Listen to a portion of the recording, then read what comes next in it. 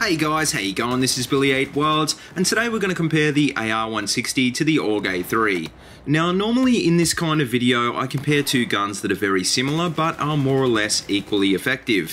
When it comes to these two guns, well, I could have made this comparison before the fall patch, but the difference between the two now is a bit more obvious since the patch came out. This video isn't going to be so much of a comparison between the two guns, but more of a video on how DICE have made the AR160 even better versus the AUG than it already was. I realise there's going to be mixed opinions on this, and that's fine, but hear me out and hopefully by the end of the video you'll understand where I'm coming from.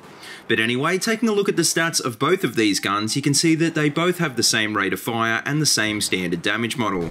Both guns fire at 700 RPM and deal 24 damage out to 8 meters, which drops off to a minimum of 18 damage at 55 meters. They both have a very fast muzzle velocity, with the AR160 clocking in at 650 meters per second and the AUG coming in slightly faster at 670 meters per second. This puts these weapons into the slow firing mid to long range AR category, somewhere between weapons like the SAR-21 and the ACE-23. Now, in general, they're both very accurate and very easy guns to control, which makes them a very popular choice for new players or for people who like to play the mid-range game. As with any assault rifle though, there's going to be a point where DMRs and bolt actions become more effective, but it is safe to say that at mid-range, the AUG and the AR160 are going to be two of the best guns in the game. The problem with both of these weapons though is that 700 RPM is just not enough to cut it head-to-head in close quarters against all of the PDWs, shotguns and the faster firing ARs and carbines. This means that you'll consciously want to keep your distance from enemies because unfortunately a lot of the faster firing weapons in the game tend to be the more popular ones. Now, this brings me to the fundamental difference between the AR160 and the AUG, which is the fact that the AR160 is a conventional design and the AUG is a bullpup.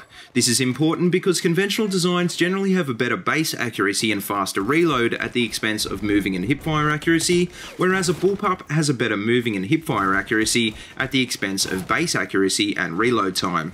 In general, this basically means conventional weapons are better for long ranges and bullpups are better for close quarters, which is the fundamental problem with the slow firing long range bullpup like the AUG. All the bullpup characteristics do on a gun like the AUG is nerf the gun at long ranges and improve it at ranges that you shouldn't be getting into in the first place.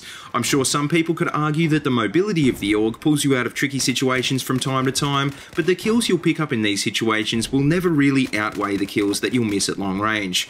This is why before the patch I was never really a fan of the AUG to begin with, and why it makes it even more ridiculous that they improved the AR160 and not the AUG. The AR160 now has a better vertical recoil and first shot multiplier to go along with its already better reload speed and base accuracy, and really the only useful thing that the AUG has up its sleeve now is a modest 20 meters per second improvement to its muzzle velocity. Now, I should point out that while it's obvious that the AR160 is a better gun in terms of raw stats, this really only applies when you're using it in the right situation. I mean, in a TDM the AUG might come off slightly better, but the question is, if you're playing on a close quarters map, then why are you running the AUG anyway? The F2000 is a far more effective bullpup for TDM and for domination, and there's a wide range of other conventional design weapons that are better suited for this role as well.